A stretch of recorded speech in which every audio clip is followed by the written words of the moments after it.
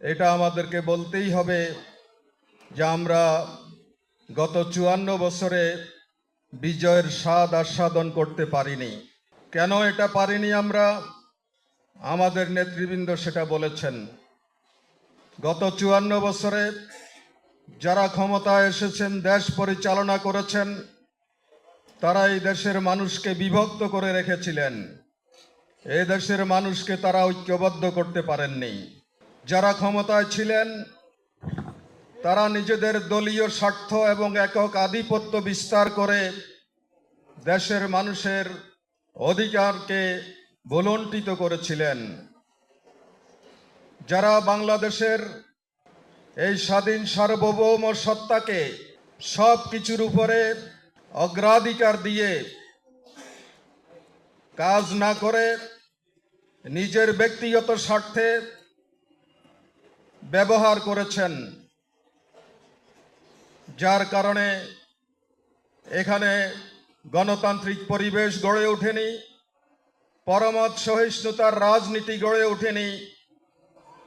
একটি স্বাধীন দেশ ঐক্যবদ্ধভাবে যেভাবে ভূমিকা পালন করার কথা ছিল সেটা সম্ভব হয়নি। বিশ্বে মনে হয় আর এরকম কোনো দেশ নেই যেখানে শাসকরা জাতিকে বিভক্ত করে রেখেছে। শুধুমাত্র বাংলাদেশেই আমরা এই ধরনের অদ্ভুত অবস্থা লক্ষ্য করছি। সম্মানিত ভাইরা, বিভিন্ন সময়ে মানুষ তাদের অধিকার আদায়ের জন্য আন্দোলন করেছে, সংগ্রাম করেছে। শাসক গোষ্ঠী নির্মমভাবে সেসব আন্দোলন সংগ্রামকে দমন করেছেন।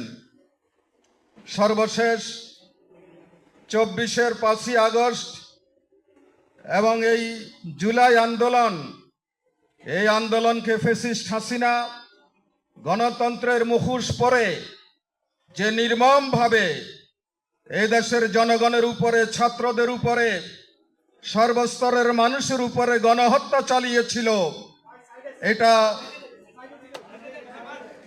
দুনিয়ার সকল অন্যায় জুলুমকে হার মানিয়েছে। 5ই আগস্টের পর জাতির প্রত্যাশা ছিল একটি সৎ মানবিক বাংলাদেশ গড়ে তোলার। সেজন্যে সকলে ঐক্যবদ্ধ থাকার প্রয়োজন ছিল।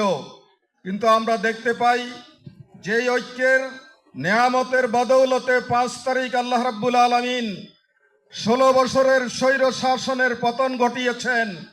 সেই ঐক্যকে আমরা বিভক্তির দিকে নিয়ে যাওয়ার কারণে আবার বাংলাদেশে পতিত স্বৈরাচারের দালালরা মাথা উঁচু করে দাঁড়ানোর সাহস পাচ্ছে। এই অবস্থায় দেশকে যদি আমরা রক্ষা করতে চাই, স্বাধীনতা সার্বভৌমত্বকে যদি আমরা রক্ষা করতে চাই, মানবিক বাংলাদেশ যদি আমরা গড়তে চাই, ন্যায় ও ইনসাফ ভিত্তিক একটি সমাজ যদি আমরা প্রতিষ্ঠা করতে চাই, তাহলে বিজয়ের স্বাদ যদি আমরা জনগণকে দিতে চাই, তাহলে আল্লাহ তাআলার সেই বাণীর দিকে ফিরে যেতে হবে, যেখানে আল্লাহ তাআলা বিজয়ের স্বাদ কিভাবে আস্বাদন করবে সেটা বলে দিয়েছেন। আল্লাহ তাআলা বলেছেন, ওয়ালাউ আন্না আহলাল কুরা আমানু ওয়াত্তাকাও লাফাতাহনা আলাইহিম বারাকাতিম মিনাস সামাই ওয়াল আরদ। জনপদের লোকেরা যদি সৎ হয়, মুত্তাকি হয়, খোদাভীরু হয়, জবাবদিহিতার অনুভূতি সম্পন্ন হয়, দুর্নীতি মুক্ত হতে পারে, খুন খারাপি, অন্যায় জুলুম, লুটপাট থেকে বেরিয়ে আসতে পারে, তাহলেই তারা প্রকৃত ঈমানদার, তাহলেই তারা হবে সৎ লোক, মুত্তাকি লোক।